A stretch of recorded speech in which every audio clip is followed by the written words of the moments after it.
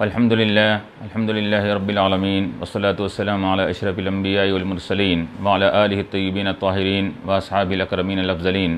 व मन तबिअहुम बि इहसानिन इला यौमिद्दीन अम्मा बअद फ़क़द क़ाल अल्लाहु तबारक व तआला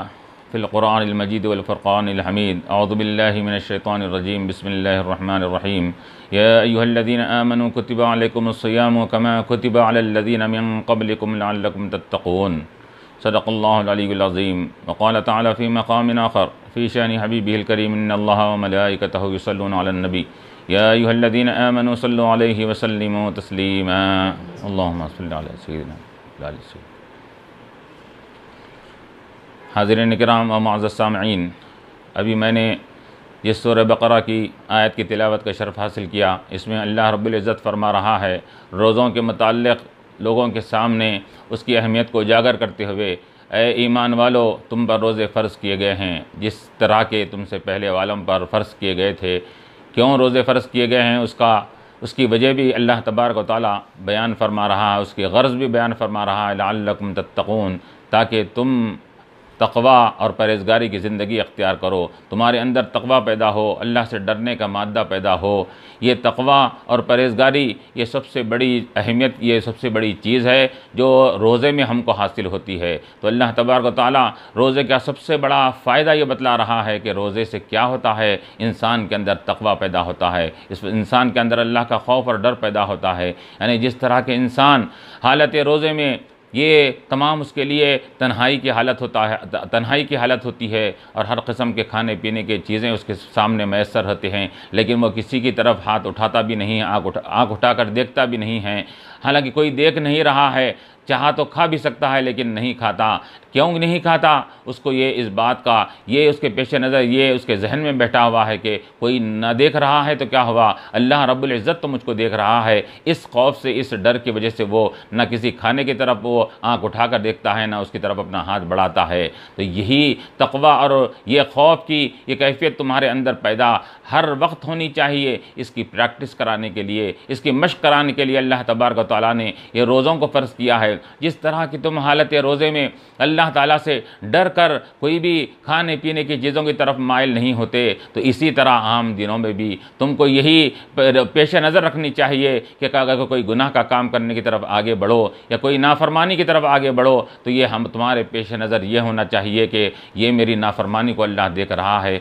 ये गुनाह जो मैं करने जा रहा हूँ इसको अल्लाह तबारक व तआला देख रहा है। तो ये तुम्हारे अंदर तब तक़वा पैदा होगा, अल्लाह से डरने का, अल्लाह से खौफ खाने का मादा जब पैदा होगा तो यकीनन तुम्हारी ज़िंदगी कामयाब होगी। और यही प्रैक्टिस कराने के लिए अल्लाह तबारक व तआला ने रोज़े को फ़र्ज़ किया है। यकीनन ये रोज़ा बहुत ही अजर व सवाब का हामिल है। ये रोज़े के ताल्लुक़ से आता है कि ये रोज़ा ये एक ख़ास ऐसा अमल है कि हदीस शरीफ में आता है, कुल्लु अमल इब्न आदम लहू इल्ला सौम, कि हर इंसान का अमल उसका अपने लिए हुआ करता है, इल्ला सौम, लेकिन सिवाय रोज़े के, फ़इन्नहु ली व अना अजज़ी बिही, कि रोज़ा मेरे लिए है और मैं ही उसका बदला देता हूँ। अल्लाह तबारक व तआला इसके अंदर फरमा रहा है कि हर इंसान का जो भी अमल खैर करता है, नेकी का अमल करता है, अच्छाई का अमल करता है, तो वो अल्लाह तबारक व तआला उसको उसकी नीयत के एतबार से, उसके इखलास के एतबार से 10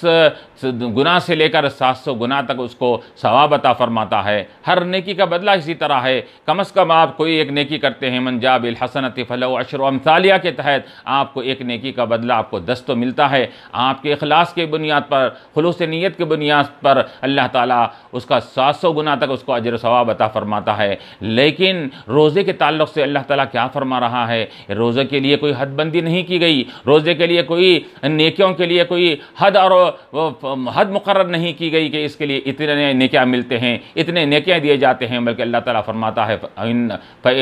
फ़इन्नहु ली, कि ये रोज़ा मेरे लिए है और मैं ही उसका बदला देता हूँ। यानी अल्लाह तबारक व तआला अपने शायान शान रोज़दार को उसका बदला अता फरमाएगा। क्या बदला अता फरमाएगा, कितना बदला अता फरमाएगा, इसका जिक्र नहीं किया गया है। और एक रिवायत में इसको अना उज्ज़ा भी पढ़ा गया है, तो उसका मतलब ये निकला कि मैं उसका बदला बन जाता हूँ। यानी अल्लाह ताला फरमा रहा है जो रोज़ा रखता है मेरे खुशनुदी के लिए, मेरी रज़ामंदी के लिए और उसके तमाम शराइत के साथ रोज़ा रखता है तो मैं उसका बदला बनता हूँ। यानी मैं कल क़यामत के दिन उसको मैं अपने दीदार से मुशर्रफ़ करूँगा, अपने लिक़ा से उसको मुशर्रफ़ करूँगा, जन्नत के अंदर उसको आला मकाम अता फरमाऊँगा। ये अमल, ये रोज़े का अमल इतना अल्लाह ताला के नज़दीक पसंदीदा अमल है कि रिवायतों में क्या आता है कि ये रोज़ा अल्लाह को इंतहाई पसंदीदा ये अमल है अल्लाह के पास। कि रिवायत में आता है कि जब रोज़ेदार रोज़ा रखता है और उसके बाद रोज़े के हालत में उसको जब खुलू मैदा होने की वजह से, पेट खाली होने की वजह से उसके मुंह से जो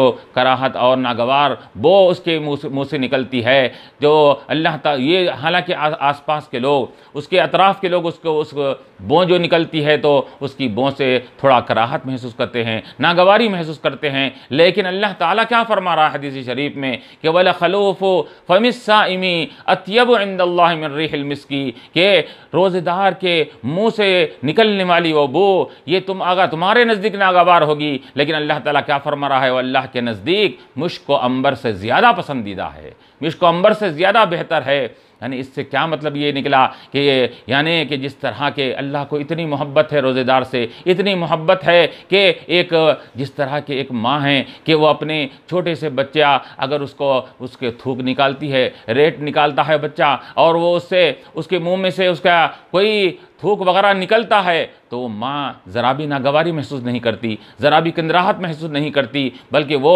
थूक और वो रेट वगैरह उसके लिए वो संदल के बराबर रहता है, उसको अपने कपड़ों से पोंछ लेती है, अपने जिस्म को पोंछ लेती है। तो जिस तरह के माँ को अपने बच्चे से मोहब्बत की वजह से वो निकलने वाली चीज़ उसको नागवार महसूस नहीं होती, तो उसी तरह अब अंदाज़ा लगाइए कि अल्लाह ताला को रोज़ेदार से कितनी मोहब्बत है, कि रोज़ेदार से इतनी मोहब्बत है कि उसके खुलू मैदा होने की वजह से अगर उसके मुंह से जो वो आ रही है वो अल्लाह के नज़दीक मिश्क अंबर से ज़्यादा पसंदीदा होती है। तो ये फजीलत अल्लाह तबारक व तआला ने रोज़े के लिए रखी है। यकीनन रोज़ा ये ऐसा अमल है कि यकीनन इसका ये दूसरे अमल के मुकाबले में ये कई गुना से, कई दर्जों से फजीलत रखने वाला अमल है कि इंसान जब रोज़े की हालत में जब आराम करता है, सोता है और सोने की हालत में होता है तो रिवायतों में क्या आता है कि रोज़ेदार का सोना भी अल्लाह तबारक व तआला इबादत लिख देता है। यानी वो सो रहा है, यानी इबादत करके, तिलावत कुरान करके,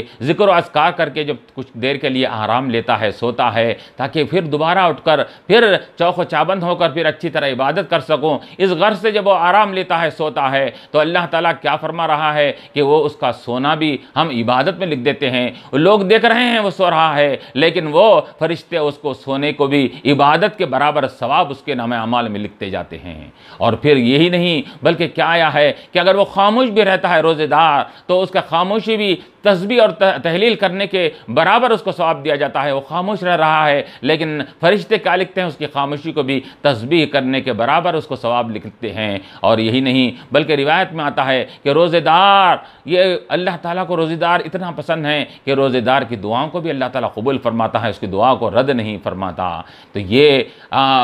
रोज़े की ये फजीलत, ये रोज़े की अहमियत है, ये रोज़ा इतना पसंदीदा है अल्लाह तबारक ताला के नज़दीक। और चुनाचे जैसा कि आया है कि इंसान के लिए अब माल अगर दौलत अगर है तो उसको ज़कात निकालनी पड़ती है, हर चीज़ की ज़कात होती है, लेकिन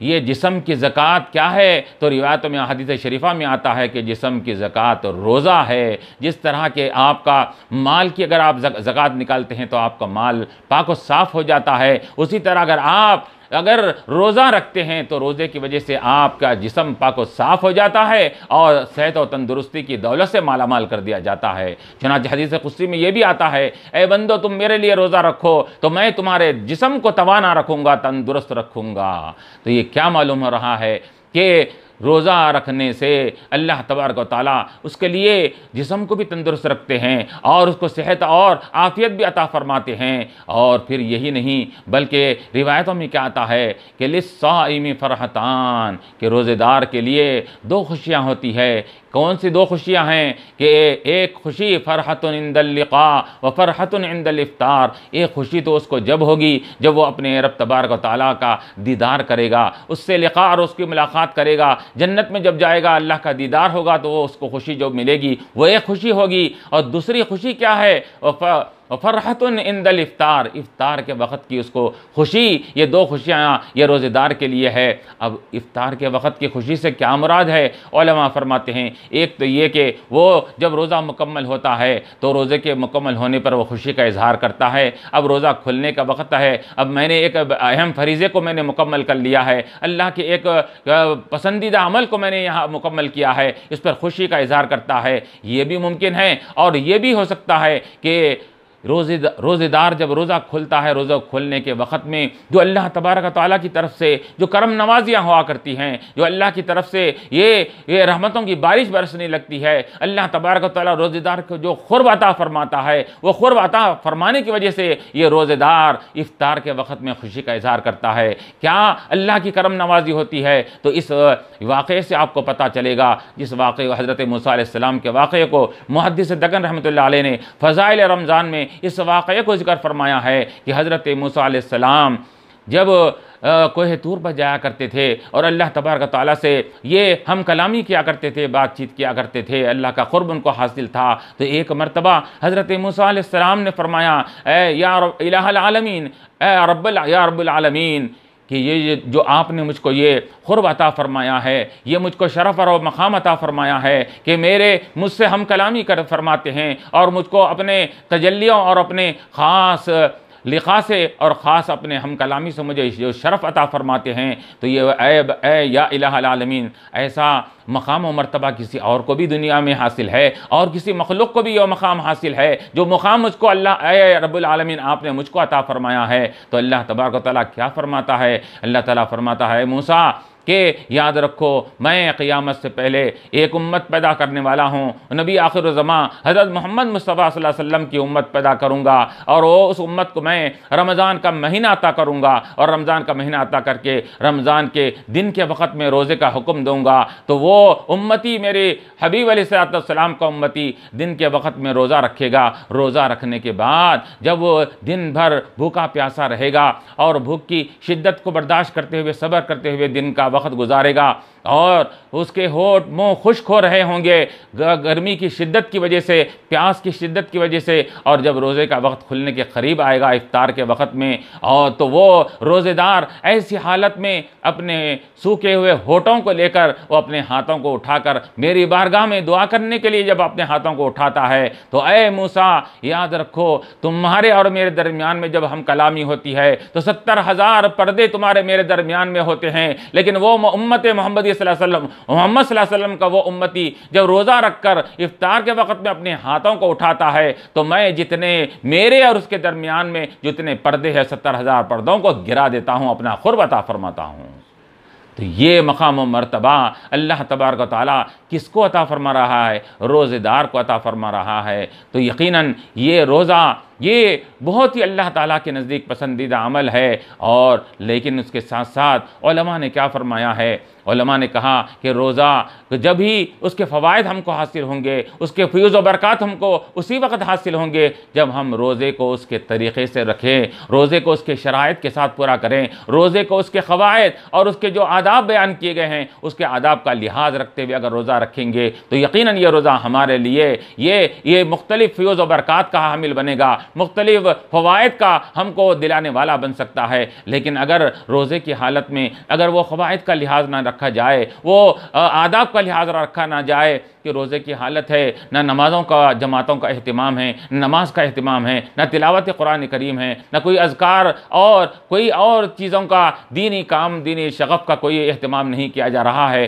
खाली दिन भर रोज़े की हालत में तो है लेकिन नमाज़ों का उतना अहतमाम नहीं है, कोई तिलावत का अहतमाम नहीं है, तो फिर ऐसे रोज़ेदारों के ताल्लुक़ से वईद भी आई है, उनके लिए कौशन भी दे दिया गया है, उनको तंबीह भी कर दी गई है। क्या कहा गया है हदीस में? कि कहा गया रुब्बा साइमिन लैसा लहु मिन सियामिही इल्लल जूअ वल अतश, बहुत से रोज़ेदार ऐसे हैं जो रोज़ा तो रखते हैं, बज़ाहिर वो रोज़े की हालत में होते हैं और रोज़ा वो अपने आप को रोज़ेदार भी कहलाते हैं, लेकिन उनको उनके रोज़े से सिवाय भूख व प्यास के और कुछ हासिल नहीं होता। यानी वो दिन भर उनका भूखा प्यासा रहना अल्लाह ताला के लिए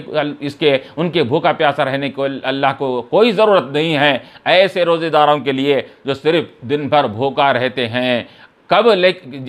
यानी उसके रोज़े के तमाम क़वाइद को पूरा न करते हैं और दिन में न नमाज़ों का अहतमाम करते हैं, न कोई अमाल खैर का अहतमाम करते हैं, सिर्फ भूखे रहने वालों को ये उनका भूखा रहना अल्लाह को क्या ये गवारा नहीं है, अल्लाह को पसंद नहीं है। इस वजह से कहा गया कि हम अगर रोज़ा रखें तो उसके शराइत को भी पूरा करें, उसके आदाब को भी पूरा करते हुए रोज़ा रखेंगे तो यकीनन ये रोज़ा हमारे लिए बहुत ही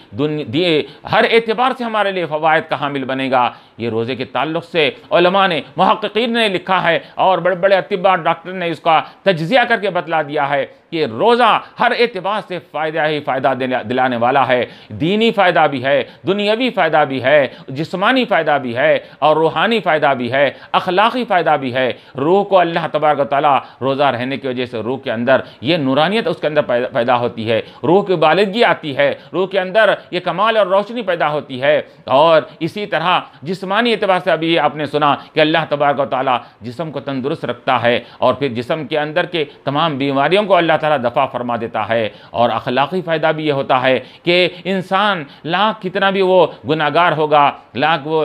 मुख्तलिफ गुनाह करने वाला होगा, लेकिन हालत रोज़े में वो ये इतना एहतमाम करता है कि वो हालत रोज़े में ये झगड़ा करने से, गाली गलौज करने से और ये अपने ज़बान पर ये गलत किस्म के अल्फाज लाने से अपने आप को रोकता है। तो जब ये रोकेगा तो उसकी अखलाक की बुलंदी में और इजाफा होगा। ये तो मालूम हुआ कि हालत रोज़े में इंसान कितना भी वो गुनाहगार हो, लेकिन हालत रोज़े में वो अपने गुनाह से भी बचता है, फहश कलामी से भी बचता है और अपने ज़बान से ये गैर गलत बातें करने से भी अपने आप को रोकता है। तो क्या मालूम हुआ कि रोज़ा एक रोज़ेदार को क्या कर रहा है, अखलाक़ी फ़ायदा भी पहुंचा रहा है कि उसके अखलाक की बुलंदी को और अखलाक की उसकी बुलंदी की तरफ उसको ले जा रहा है। तो ये अल्लाह तबारक व तआला ने हमको हर एतबार से ये हमारे लिए दुनिया में भी फ़ायदा है, आखिरत में भी फ़ायदा है। ये इतने फ़वाइद हमको अल्लाह ताला ने इसके अंदर रखे हैं। अब इसके बावजूद भी अगर हम इससे फ़ायदा हासिल न करें, इसको गनीमत जानकर हम अल्लाह को राज़ी करने की कोशिश न करें और सही माना में रोज़ा रख कर अल्लाह से हम ये अल्लाह की रज़ा और उसकी खुशनुदी अगर हासिल न करें, तो बताइए कि इससे बढ़कर बदबख्ती की क्या बात हमारे लिए हो सकती है। तो यकीनन ये रोज़ा ये हमारे लिए ये दुनिया में भी हमारे लिए ये कारआमद है, हमारे लिए फ़ायदा पहुंचाने वाला है और कल आखिरत में भी जो रोज़ेदार के लिए जो नेमतें होंगी, जो उसके लिए वहाँ पर वो मदारिज होंगे कि हदीस शरीफ में आता है क़यामत के दिन ये जन्नत के दरवाज़ों में से एक ख़ास दरवाज़ा होगा जिसका नाम रैयान है। इससे सिर्फ रोज़ेदार उसके अंदर वो जन्नत के दरवाज़े से दाखिल होंगे, दूसरों को इजाज़त नहीं मिलेगी। तो देखिए दुनिया में भी उसके लिए ख़ुसूसी इम्तियाज़ात रखे जा रहे हैं और आखिरत में भी जब जन्नत में जाएगा रोज़ेदार तो उसके लिए वहाँ पर भी ख़ुसूसी इम्तियाज़ात रखे जा रहे हैं। और ये बतलाया जा रहा है कि ए रोज़ेदार चल तू, तेरे लिए हमने ख़ास एक दरवाज़ा जन्नत के लिए रखा है, उस दरवाजे से तू दाखिल हो जा। बल्कि और दूसरे रिवायत में क्या आता है, क़यामत का मैदान है, क़यामत के मैदान में हर कोई भूख प्यास से ये बिलक रहा है, तड़प रहा है, लेकिन जब रोज़ेदार क़यामत के मैदान में आएंगे तो अल्लाह तबारक व तआला रोज़ेदारों पर इतना करम फरमाएगा, रोज़ेदारों पर इतना रहम फरमाएगा, करम नवाजी का ये आलम होगा। अल्लाह ताला फरमाएगा फ़रिश्तों से, ए फ़रिश्तों मेरे रोज़ेदार बंदों के लिए जन्नत में जाने का इंतज़ार मत करो उनको खाने पिलाने के लिए, बल्कि यही मैदान क़यामत में उनके लिए दस्तरखान बिछा दो और उनके लिए दस्तरखान बिछाया जाएगा और वहाँ पर उनकी ज़ियाफ़त होगी। तो ये अल्लाह तबारक व तआला ने रोज़े के अंदर ये फ़वाइद रखे हैं, ये कमालात रखे हैं, ये फ़यूज़ व बरक़ात रखे हैं। अल्लाह ताला से दुआ है कि अल्लाह ताला हमको सही माना में रोज़ा रखने की और उसके आदाब और सुन्नतों और उसके शराइत के साथ रोज़ा रखने की तौफ़ीक़ अता फ़रमाएँ और हमारे रोज़ों को क़बूलियत का मक़ाम अता फ़रमाएँ।